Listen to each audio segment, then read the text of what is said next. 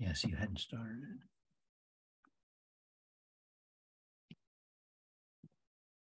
Sure, that's okay.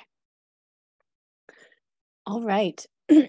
So Faye introduced the topic for tonight. Thank you all for inviting me to be here to introduce Stenton to any of you maybe who haven't been there, but to some of our more recent research on slavery, and particularly around an enslaved woman named Dinah, who lived at Stenton during the residence of the second generation. And depending on when you logged on, you might have heard me say that the second generation threw out all the parent stuff. It's that same generation that threw out the sort of founder stuff that for which Dinah worked. So I just want to make a point to say too that the project part of this sort of investigation was funded from the Pew Center for Arts and Heritage. And we were awarded that grant in 2018, starting to seem like a long time ago now. So the name for tonight's talk and the project itself, the grant proposal was called Inequality in Bronze as well, comes from two different, bronze, memorials now stewarded at Stenton. And on the right is a James Logan memorial from 1939 that had been erected outside the Library Company of Philadelphia's Ridgeway building in 1939, and stayed there until the late 1960s when the Library Company left that location. You would maybe know it now as the High School for the Performing Arts. And you can still see three kind of holes on a big stair landing in front of that building where this memorial stood.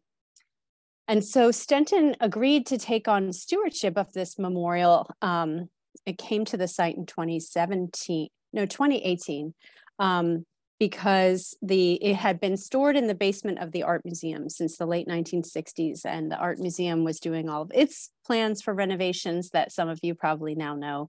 And this was one of the things that had to go. So I remember taking this phone call saying, we have this big bronze memorial to James Logan, will you take it? And so we did. And that was also just at the time that the national conversation was really heating up around, particularly in the South, but all over the country, about memorials to Confederate generals and faithful colored caretaker language here. Other kind of faithful slave narrative memorials and things were also being questioned. And so we felt, how could we take on this stewardship of this memorial to James Logan unless we put it into a more authentic and genuine conversation with this memorial to Dinah from 1912 that had been erected out in Stenton Park, and really had just sat on this easel kind of on the back piazza outside the house since before I worked there. And we told Dinah's story, but we really didn't do a lot with really interpreting her within the house. So as you can see by what's on this plaque, in memory of Dinah, the faithful colored caretaker of Stenton, who by her quick thought and presence of mind saved the mansion from being burned by British soldiers in the winter of 1777. So there's a story here of her saving the house, which I'll get to as we go along. But erected in 1912 by the colonial dames who still steward Stenton, the Site and Relic Society of Germantown, and private subscribers. And we've had trouble actually, and even in the Dames and Stenton archives, finding record of the payment that certainly must have happened for putting this out in Stenton Park. So I'm going to just talk first off about slavery at Stenton sort of more broadly. And this notion of, households as places of power. This is a 19th century Emerson quote, but the household is a school of power. There within the door, learn the tragicomedy of human life. Here is poverty and all the wisdom its hated necessities can teach.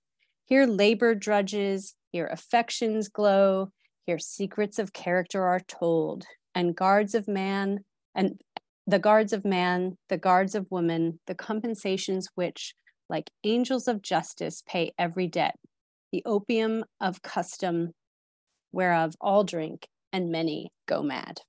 So I think that just is a fun quote to get at the complexities of relationships within families and a larger household of both enslaved and indentured workers, like what existed at Stenton, and the nature of very much shared space.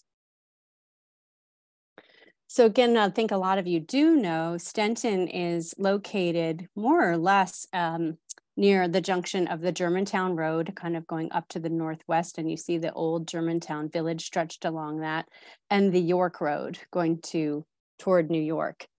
And this proved a good location for James Logan because he was in charge of Indian affairs and made a lot of his money through the fur trade. And so this kind of spot that communicated to the city, which then also imported and exported goods from mostly Bristol and London, and sort of being out in toward the frontier was a good location. And present day, the property that is Stenton Historic Site is this little pie shape with the house and a surviving service wing, a colonial revival garden here, and a barn, and a log house that was moved to the site in the 1960s. And it represents this little bit that's now Stenton Park in what was over a 511-acre plantation originally. And here you can see the house as it appeared in an aerial view in the 1970s. And this circle is actually highlighting the Logan family burial ground that the third generation, Deborah Norris Logan, created when her husband died in 1821. And this factory here is now demolished. So Stenton is decidedly in a post-industrial, very urbanized neighborhood. And as you can see by the fence here, it's not the most appealing. We're really still not, I wouldn't call us a tourist attraction beyond people who really know about Stenton or seek us out, that we really serve our immediate community and neighborhoods, particularly through our History Hunters School program. And so here's the house from the front, and it's really well in a state of good preservation in large part because of late 19th century neglect. But the house originally had a cupola and a balustrade at the top and a little kind of pediment over the door and the two side lights there. This is the man for whom Stenton was built. And just to, you can kind of see his biography here. He was a great book collector. His books are still at the library company. And we kind of focus here on the fact that he was both a Quaker and an enslaver for the purpose of this talk. And we're a very kind of object-driven historic site in terms of how we present the history to the public through collections, through the building itself as a primary artifact. And this just gives you a little bit of a sense for that, and that our interpretation is always evolving with research. So we've had sort of a series of late talking about provenance is paramount. And over the time that I've worked at Stenton, we've increased the number of objects that are from the family, so much so, and including the archaeological artifacts like those on the tea table, that 95% of what you see when you come into the house is objects that have Logan or Norris family associations. And I'll talk about the Norrises in a few minutes here as well. We also have surviving probate records, these inventories that we can use as a guide to understanding how the house worked. So to do this kind of provenance research and know how objects have come down through time, the genealogy is very important.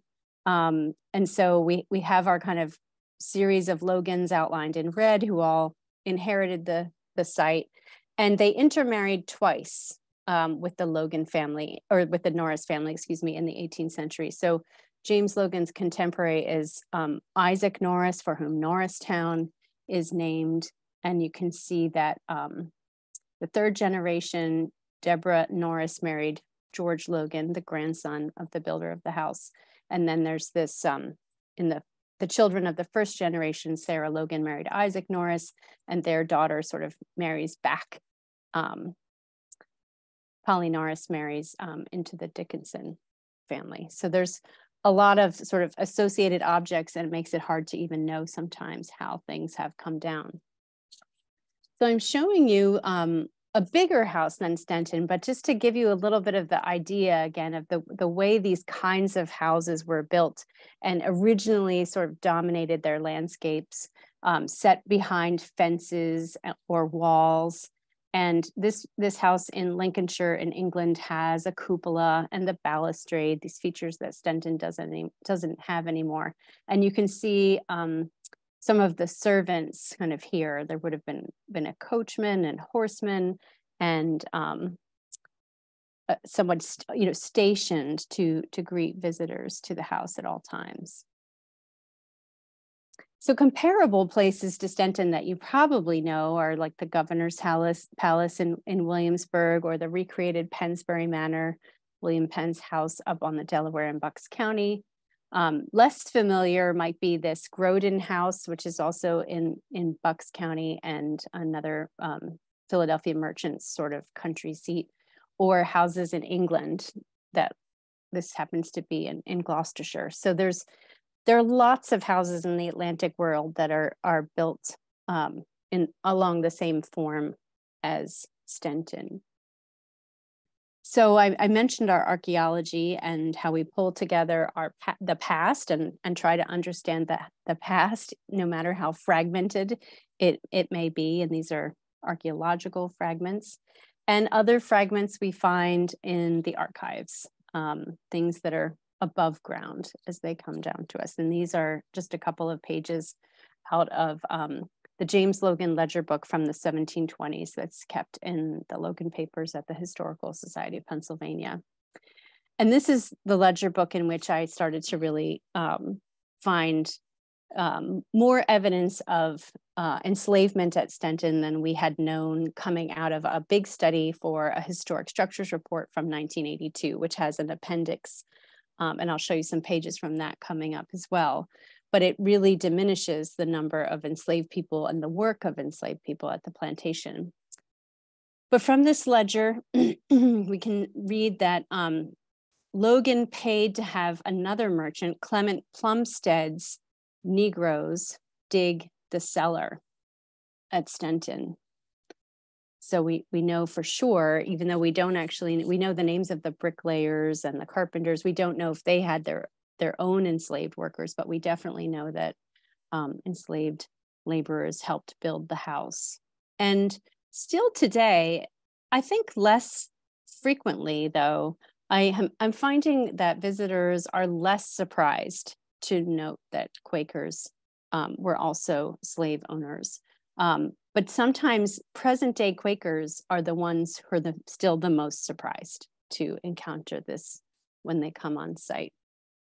And this is just a view of early Philadelphia that's at the Library Company of Philadelphia, showing you the growing city and the trade that supported the growth of wealth in the city. Here's actually a Dublin merchant, but Logan too was making a lot of his money importing textiles. And the coffee houses were places where often outside people were buying and selling people. So here's the old London Coffee House, the southwest corner of Front and High Street in Philadelphia, and you can see a slave auction going on here, and a woman who probably is enslaved walking with carrying a container on her head that to me looks like it might have a fish on it. And early in the 18th century, when Logan was a young man, he was 25 in 1699 when he came to Philadelphia to be William Penn's secretary. He and a number of these merchants had sort of their bachelor pad in this, what came to be known as the slate roof house in the 19th century. It was Samuel Carpenter's house on the corner of 2nd and Chestnut Street, and sort of operated out of here. And you can start to get a sense for Logan emigrated from Bristol, right? Although he wasn't born there, but had spent his teen years there. Many of these merchants had Caribbean connections. So Samuel Carpenter, who owned this house, was from Barbados, or arrived from Barbados, I should say. I don't actually know where he was born. And then another merchant that Logan had a lot of business with and really seemed to kind of work under was Jonathan Dickinson, who was from Port Royal, Jamaica. And Dickinson came, and actually there's this written account of a harrowing shipwreck that he and his party endured, and they were taken hostage by natives in Florida and so forth. But there's this, he in his account includes kind of the names of the passengers and the people of African descent who were with them. Peter, London, Jack, Caesar, Cajo, who was a child, and the women Hagar, Sarah, Bella, Susanna, Quesna, and Venus, who's noted as an Indian girl. So even just this one sort of party that contained a number of enslaved people, not all of whom made it to Philadelphia. But Dickinson and then Isaac Norris here, and this is actually a portrait that is a 19th century copy in Stenton's collection, were some of the Quaker merchants who were most responsible for direct trading of enslaved people with the Carolinas and the Caribbean.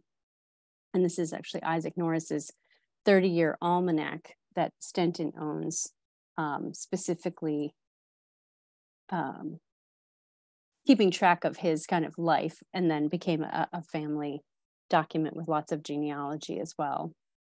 And then this silver dish is in the Philadelphia History Museum and has this, you can kind of make out maybe that on the reverse of it, there's a bunch of engraved script, and it recounts a family legend about how the plate arrived in Philadelphia with a Norris family-owned Negro girl child who survived the 1692 earthquake at Port Royal, which is just interesting in and of itself, but it's that earthquake that is why Isaac Norris ultimately came to Philadelphia. And he would build Fair Hill, which some of you may know if you drive even further south on the Germantown Road. You get to where Fair Hill Cemetery is today, and that's also one of the historic Germantown sites. And this was quite nearby. It was burned by British soldiers in 1777 when Dinah is thought to have saved Stenton. And this is also in Stenton's collection, the marriage certificate documenting Sarah Logan marrying Isaac Norris II. So this is just further connections between all of these merchants and showing how very connected they are in their trade, their marriages. And it's not surprising that these were keeping things sort of all in the Quaker community and keeping their kind of economic prosperity tight among them. But the merchants in Charleston, South Carolina that Logan had dealings with related to enslaved people were these Messieurs Gibbons and Allen of South Carolina. And there's some of the people that kind of he was purchasing in 1720. So this is shortly after he's purchased Stenton lands and hasn't built the house yet. The house is built between 1723 and 1730. And so some of these people may be working on this newly acquired land, and some possibly at other sites, some with their family, maybe still in Philadelphia. But he notes a Negro boy, Jack, a Negro girl, Araminia, account of stock for Annabel, whom we know from other sources is probably the same as a Hannibal, Mingo, Diana, Ben, and then the duty on some of these people as well. And none of these were mentioned, these names, and then Negro Coffee, another enslaved person who we'll see in a moment, is trusted to sort of run errands with cash. Some more documentation related to these purchases. And here, Coffee had been entrusted with over 10 pounds to run errands on behalf of James Logan. So other servants, though, we do find sometimes first and last names, which is maybe one way of distinguishing whether someone may be an indentured servant or rather than an enslaved person. And we also just see notes in the ledger that relate to tasks that may or may not have been done by servants. There's a lot of spinning. Thomas Morgan was a servant for clothing 2 years, and his wife's wages. Peter Shankmeyer toward the bottom is someone that Logan calls my servant man. Daniel Henderson at my plantation. He paid William Trent for a servant woman, bought of John Mason, Henry Smith for a servant man. So it's sort of a matter of just combing through this book carefully and just trying to find references and names. And I still haven't yet created a kind of census with a timeline. And some people you can kind of find various points in time, and others maybe we know when they arrived, and that's really all we may know. But this Peter Shankmeyer, my servant, also we know was a sawyer in the 17 teens, if it's the same person, at a mill nearby, the Germantown Mill. And so I have wondered whether this calling Peter Shankmeyer my servant by 1723 has anything to do with sort of having a very strong man, someone who's very built up, a lot of strength as a sawyer, as a personal servant. And there are also a lot of records in the ledger related to a textile called Osnaburg, which is a coarse unbleached linen or hempen cloth that the name comes from Germany, but by the time this is happening, it could be coming from Europe, and it could even be being made locally. But we see a lot of this textile suggesting servants' clothing. And we know here there's some very elaborate clothes made for a couple of male servants, Daniel England and Patrick Boyd. Their clothes were actually trimmed with what you might call like a tape or a braid. And maybe that was so that they could be coachmen, or maybe they dressed very formally for very important dinners in the Stenton parlor. That's not entirely clear. Here's a note of a pair of shoes for Hannibal. 6 shillings, 6 pence. And again, a Palatine servant man, paid Jane the spinner. So there's a lot of these kind of references. And this photo maybe captures a little bit of a story that comes out of correspondence from the James Logan letter book. We're in the 1720s, still 1723. And this is a lot to unpack and to think about in terms of how we will continue to share some of these more complicated stories. But it says, I at present take the liberty to consign to you a Negro boy of mine, whom I, and then it's not quite clear, very good service, being both able and willing to work, but that his manhood rousing upon him, he has happened unluckily to direct his inclination to the wrong color, and servants at the plantation where he lived being generally of the fairer sort, his company was no longer tolerable there, nor did I think it fit to keep him anywhere in the province. The lad really deserves a good price, being strong and ambitious in other respects, besides and it's not quite clear, to do the work of a man, the same humor has also led him into some knowledge of his letters. So, Logan is consigning this young man to those Carolina merchants for what he sees as behavior he's just not going to tolerate on his plantation. And this is a kind of banishment or punishment to the South, the implication being he's more likely to wind up working in heavy labor in fields, despite the fact that he also has been learning his letters, which is just very interesting. So there's so many kind of little tidbits in here about how Logan viewed kind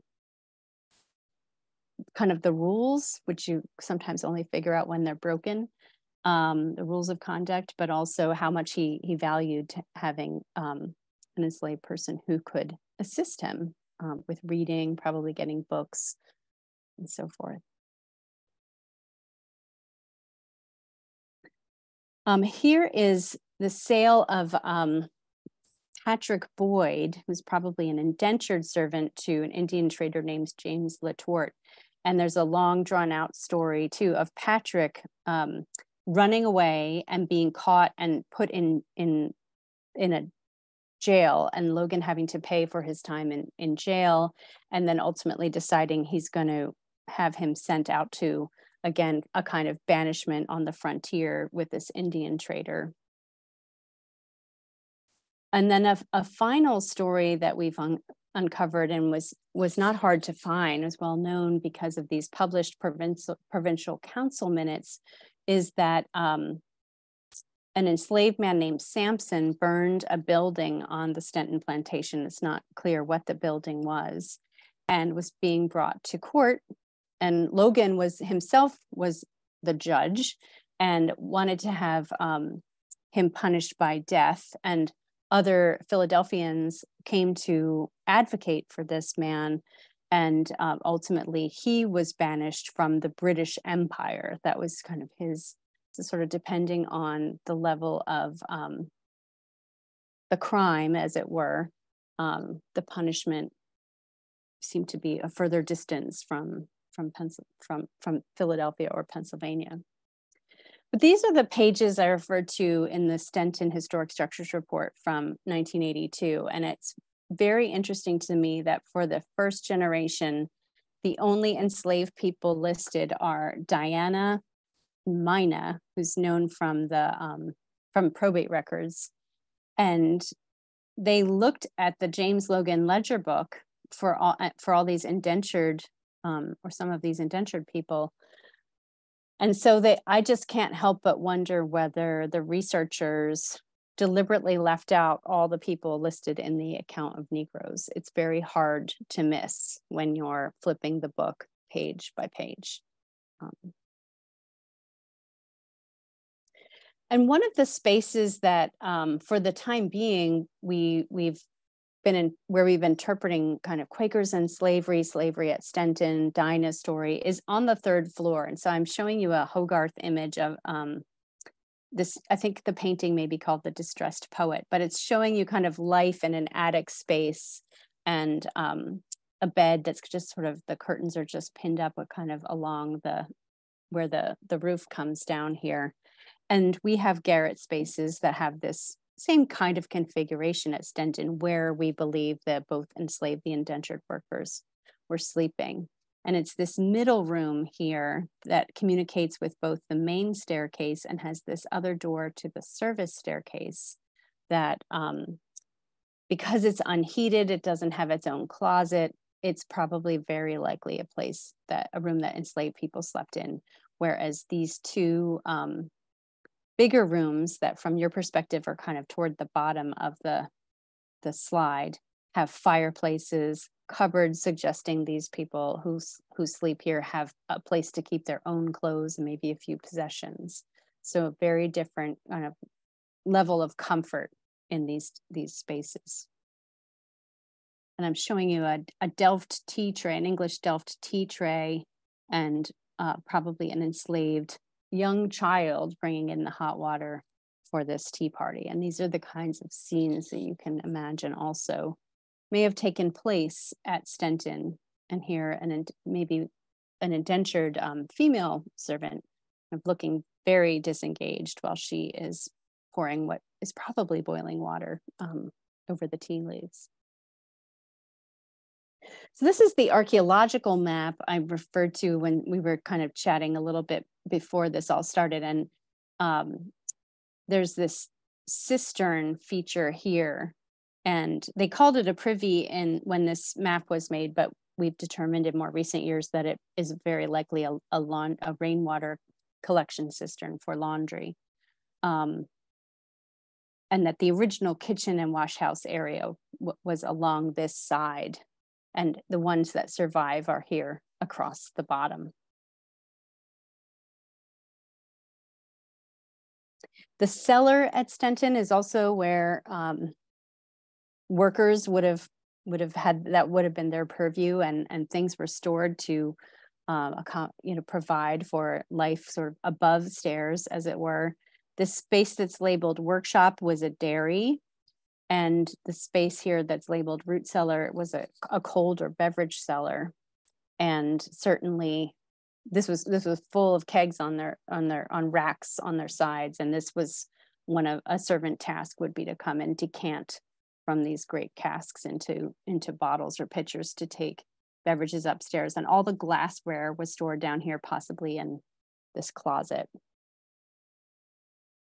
This is not a very good image of the cross-section space, but you can see that the cold cellar is this arched space under the entrance hall that sits lower than anything else in the house. And here's a recreated space that's similar with the beverage casks on their sides. You can see how that would have operated as a space where workers were. And the dairy for setting up milk. We have milk pans from the archaeological feature as well. Butter making, cheese making, all these things would have gone on in the cellar. And so when you come to Stenton, you'll see the existing wellhead that was originally in that kitchen space. And this leads into the house here through a door that's not operable now, but at the back dining room. And you can see where there were a back and a side, if you imagine planks keying into these sort of ghosts in the wall, that there were benches on either side of this door. And that's where workers could sit to be called either into the house or out to the kitchen.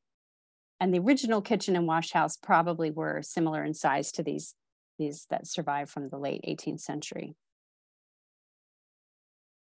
And just to give you a sense of the scale of those spaces. And there are some bells, this on the back of the house, that do survive from a second generation. So I want to turn to Dinah and the second generation.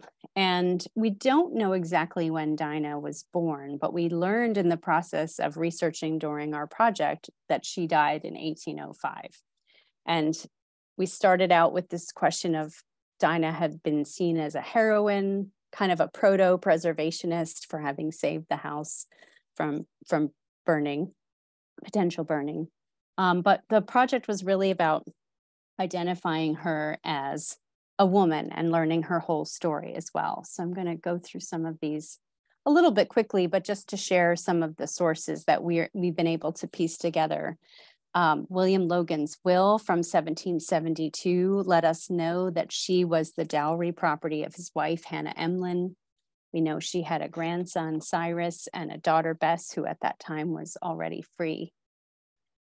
And we also found the story comes through because of events that would get recorded, like Dinah had a husband who was too lame to work. And the implication is that she asked William and Hannah Logan to purchase him in 1757. And because this is after 1755, when friends will potentially be read out of beating if they continue to purchase people, they're investigated. So the investigation ultimately says that they're not going to be disowned because they did purchase Dinah's husband, and it was seen as a kind of humanitarian act. He was too ill to work. They're providing him with shelter. And what she does is really reunite her own family. So this is a sense that you can read into agency in her compelling her owners to help her have some choice over what happens in her life. We noted that Hannah Logan paid 15 shillings for a gown for Dinah. And this is a grotto box in our collection with a little wooden servant in the door, and sort of imagine that could be a Dinah type of figure. And then the other really stunning document, it's in Haverford College's Quaker collection, is her manumission, which says, and that she specifically requested to be let have her freedom. So this is another bit of her agency. But 1776 is getting to be very late in terms of kind of the end of the line, when Quakers really are being compelled by the meeting to free enslaved people. And that's just a recorded version of that. Her grandson, Cyrus, is manumitted at the end of the year. And I find it interesting that his manumission is a form that's filled out rather than a completely handwritten one. And we don't know how old he actually is when he was born, but this says that he will be free when he's age 21. And we have speculated that maybe part of why she stayed on at Stenton as a paid servant is because Cyrus was compelled to stay, but Bess, the daughter, was already free. So that Dinah was partly looking after her grandson. And this is as the Revolutionary War is getting going. We found records of her wages being paid to her in this time. And I'm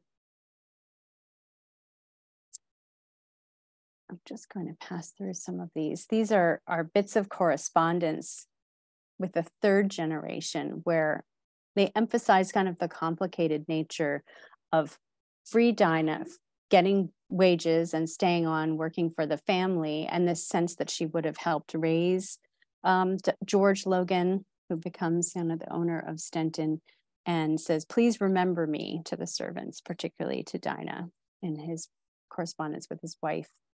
A note that Dinah scalded her foot, so she's getting old and still performing hard labor. And then things like, "Old Dinah begs thee not to forget her love."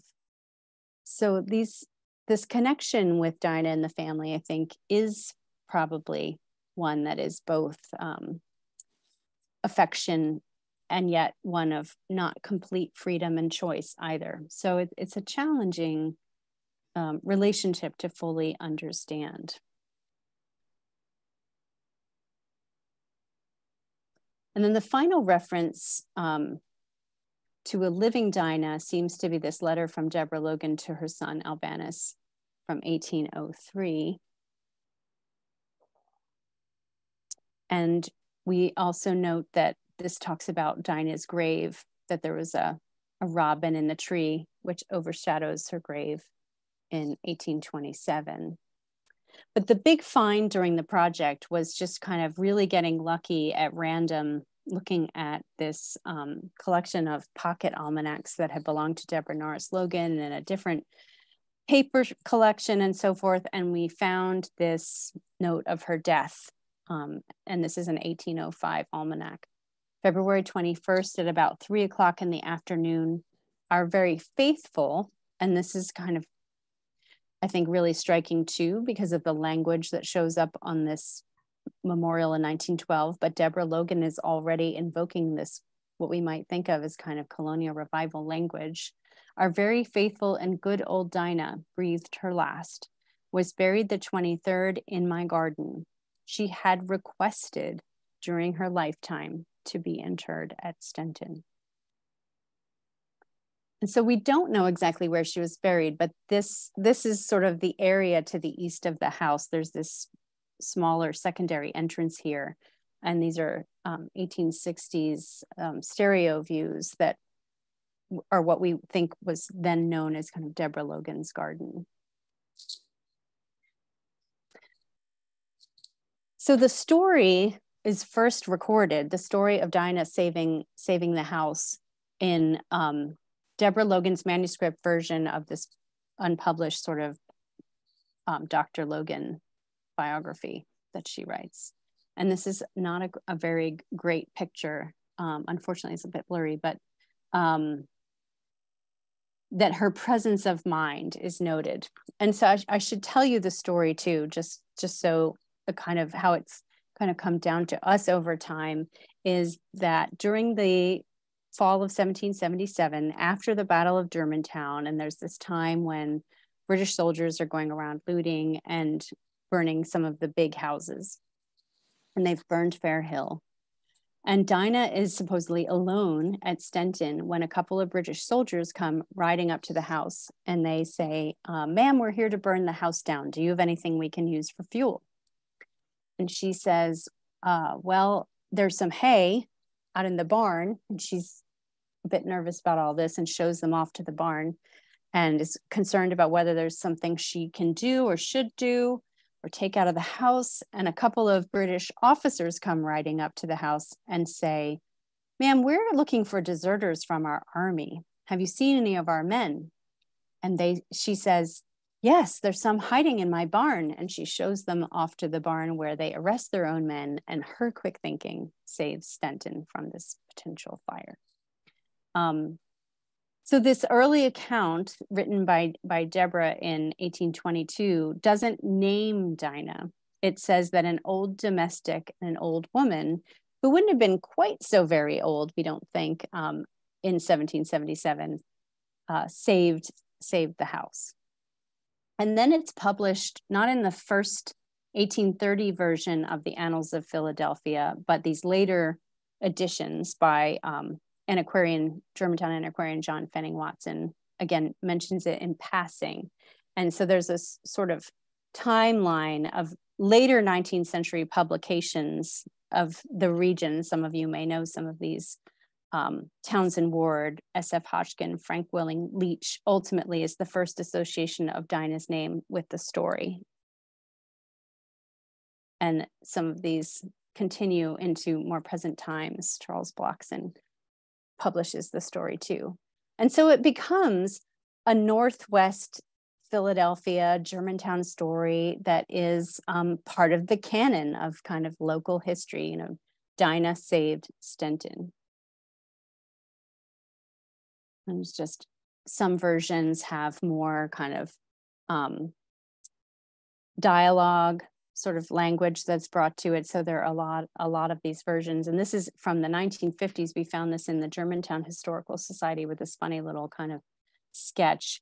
And it's actually an advertisement for the home insurance company, sort of the implication being that, you know, if you don't have a Dinah, you need to have this home insurance kind of idea, which is sort of amusing in and of itself. It's included in a biography of George Logan, told by one of the, recorded by one of the dames at Stenton. And we know that it was used since the early 20th century. It was part of the kind of stories and interpretation of the house. And here's Charles Blockson's African Americans in Pennsylvania version. So the story has a life of its own. And the memorial comes to be in 1912, as we've already mentioned, and some of the newspaper planning or recounting that that's going to happen. You can see on this map where the house is in relation to where the memorial was planned in 1918 survey, and the memorial before mounting. And so it's things like this that caused us to question whether she might have actually been buried underneath where this plaque was erected. And here you can see a 1934 view and the changing city and park. 1979, the plaque had been removed and was sort of brought inside this fence around Stenton so that the colonial dames are stewarding the plaque. And the stone that had been on got reworked, and a drinking fountain was put on it, and it was painted. Nobody really, it seemed to be forgotten that this is where the memorial had been. And it ended up getting taken away as there were plans to renovate the rec center here in Stenton Park. So in our time, this is actually a recent finding not too long ago in our archives of this early telling of Dinah's story, and it's sort of funny, it's in this list of facts about Stenton that the dames typed up. And over the entire time that I've worked at Stenton, these 20 years or or more. Irma Gardner Hammond, who lives in Germantown, has been a Dinah storyteller and often came to our events and so forth. And she's been part of the project as well. And some of you may know this image that includes Irma as Dinah on the Germantown YWCA. As you kind of drive south on the avenue, you can't miss her. And this is thinking about different versions of Dinah and how we bring this woman to life. So just going to also run through the project we've been through, and when you come on tour, you can see some of our stone samples, but we still don't have this memorial complete, and there have been COVID delays and issues with the stone that's coming from Minnesota. But we went through this community engagement process to work with our neighbors. And this has really been the crux of the project. It's not really about Dinah in the end. It's about the relationships that we've been building, because there are a lot of people who care about her as a heroine and as a woman, and really want to celebrate that she's a point of pride, and that Stenton itself is a point of pride in the neighborhood. So I think I've pretty well mentioned some of these things, but so these slides are going to fly by a little bit. I don't want to kind of go into great detail about the project, just to sort of highlight it. There were a lot of people involved, many consultants, advisors, community ambassadors. And this was the hard part, actually, was figuring out how to really get started connecting with the community. And we kind of got lucky. The gentleman up in the center here and a friend of his who run the Stenton Park Advisory Council and have happened to be out in the park and wanting to talk to our director about the fact that they wanted to do a mural to Dinah on the newly renovated rec center. And we said, well, we actually have this project to create a memorial to Dinah.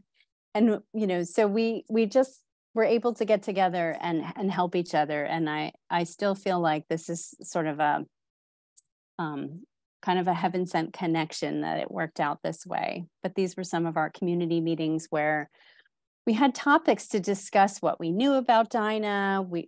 Staff were presenting some of the new research, asking people what they would want it to look like, what emotions it should evoke. Did they want it to be factual? Did they want it to be representative of not just Dinah herself, and what words that we associated with it, shared understandings of the term memorial. Oh, and this one came about unplanned, but it became apparent in exploring Dinah that we needed to have a conversation around Mammy and the history of Mammy in America and kind of Mammy identity. And so we had someone who'd done a lot of research, Ayondala McDowell, come and lead that. And these conversations sometimes were really hard, and the person who was kind of doing more interviews, kind of small session interviews, talked about some participants expressed distrust about the model of engagement. The project is like white people trying to work with dark people. It becomes a shorthand for this. It perpetuates that faithful servant thing where, Black people should be grateful for all the good stuff that people are doing for them. So this was hard for everyone. And ultimately, I think because there was there were warm hearts and an openness that we could have these conversations, and the fact that they were facilitated also, I think really made them possible, and that the relationships are continuing and growing.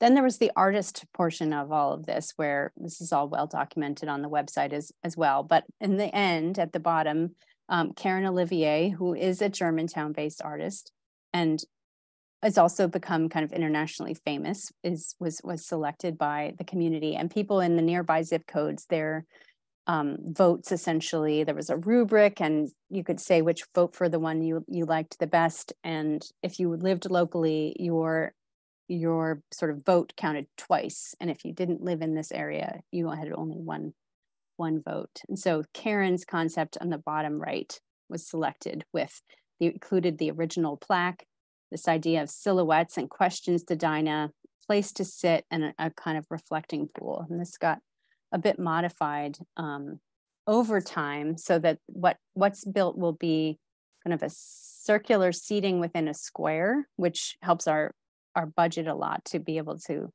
build it kind of in a more square form. And we've evolved the silhouette, and now all the stone will actually be this warm Casoda stone. It's the same stone as the art museum is built out of, and it will be finished in different ways to articulate the different parts. And so some of these questions are meant to help us relate to Dinah as a person. You know, what was your name? When were you born? And how did you arrive here? How did freedom feel? What was your wildest dream? So these questions that help those who sit and take the time to engage with the memorial to think about her as a person. And then there's this question highlighted here that was brought up in a much later community meeting after the monument memorial planning was really going in earnest. And a storyteller who's now deceased, sadly, brought this up. She said, I think, you know, I want to know if Dinah wondered whether she should have let the house burn or if she wished she had let it burn. And this got almost like people sort of, oh, in the meeting, like, oh my goodness. And ultimately, we all decided this was a really important question to include, that again, it's that kind of ambiguity of her relationship to this place, that it's her home and it's a place where she was unfree. And then the questions, sort of parallel questions for all of us. And the analogous one to the burning one is, would you have saved Stenton? And there's Karen with various incarnations of color samples and font samples and so forth as we worked through this design process.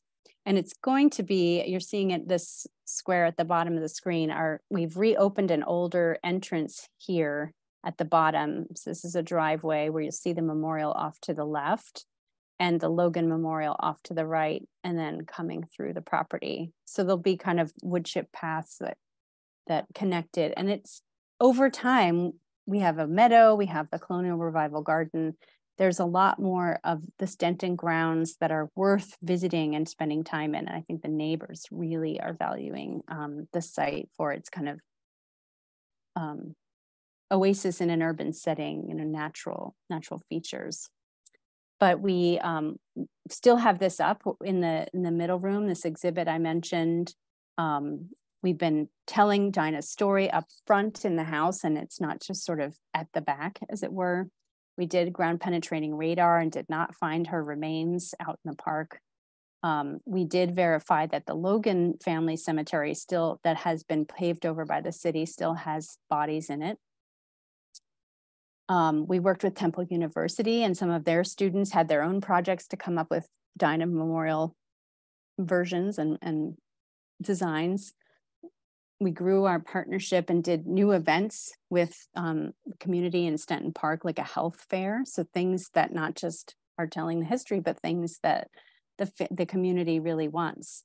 We did an academic conference with partners at McNeil Center for Early American Studies, at Penn, Library Company, Penn Preservation at Clifton. And that included an overnight with this gentleman here, Joe McGill, who runs something called the Slave Dwelling Project. And he goes around the country and sleeps in or encourages people to stay overnight in, and facilitates conversation about race and what's hard about slavery and its legacies in America. We had a scholars summit looking towards some of the things we want to do to implement this new approach and content. And so rather than seeing sort of James Logan as the sun around which other stories evolve, we see him as sort of off to the side in this, new interpretations at Stenton, that his is still an important story, but it's not the central story. And we have a kind of a constellation of stories where the house communicates that slavery and gentility are intertwined. And you can find on our website as well a new version of the Dinah story, which Bob Branch here on the right wrote, and that ultimately became a video. And it includes Irma here. It was always going to have Irma from the beginning. and then we wanted an understudy for Dinah. And so this younger actress, Irma really is a storyteller. This younger actress, Marissa Kennedy, played young Dinah, and we ended up putting them in conversation about, as if they're talking about their own lives and remembering themselves as younger and older. And it's really a lot of fun. And I would recommend, and I can send Faye, I can send you directly the link to that if you want to watch it. So we had our consultant wrote an article in the Public Historian, and we've done things like have a board retreat. So you can imagine that an organization like the Colonial Dames needs to think about its operations and how it too wants to go about changing as an organization and becoming more inclusive. And I have to report that last spring, they made Dinah an ancestor, that should we find, or they find themselves are descendants of Dinah, they could join the Colonial Dames using Dinah as their ancestor, because a new category is women who fought oppression can go on this register of ancestors. So I mentioned the mural. This was just unveiled on the renovated rec center just a few weeks ago in Stenton Park. And we have, as of this summer, a new staff member, Stephanie Watts, who is a community engagement coordinator, both at Stenton and for Historic Germantown, working with the consortium. And so we have this embedded in our structure for really kind of nourishing these relationships. And the whole project is really well documented on the Stenton website. So that's my last slide. Thank you. Thank you. We're running just a little long, but we could take a couple minutes. If people have any questions they would like to ask Laura.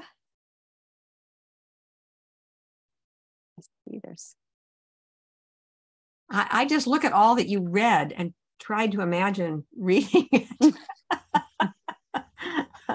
Goodness sakes.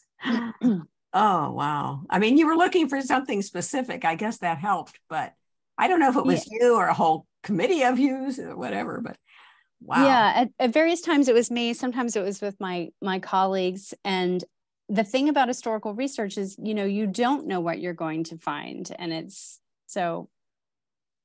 always a mystery. It's a mystery. I think that's why I like it. It's a lot of mysteries. Myra, you had your hand up there.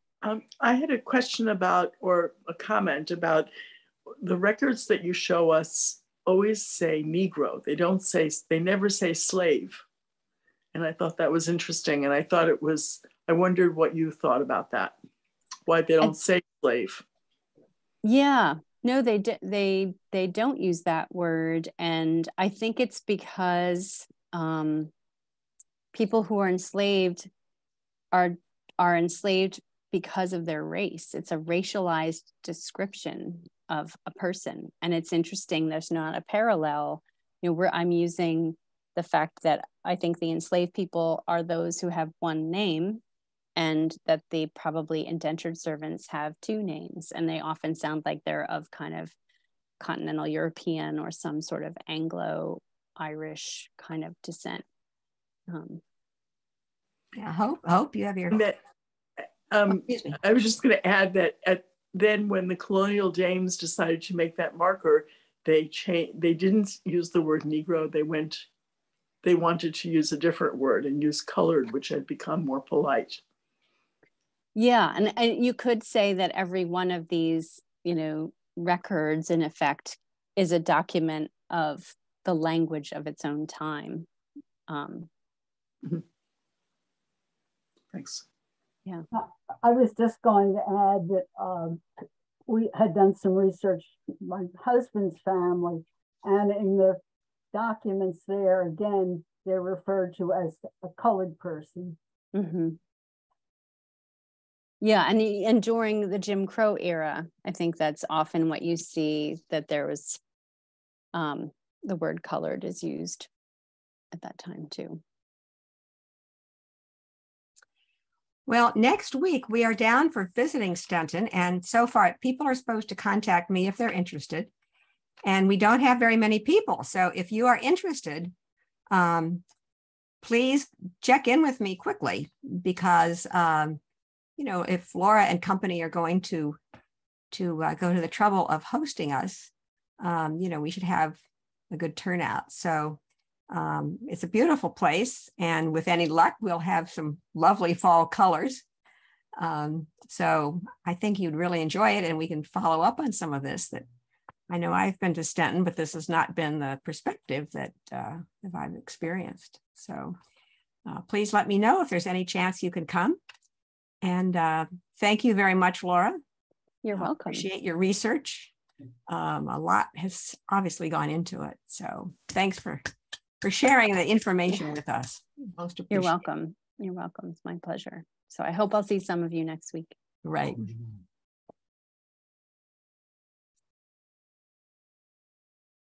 Turn recording on. Where is it? I don't see. Oh, there it is.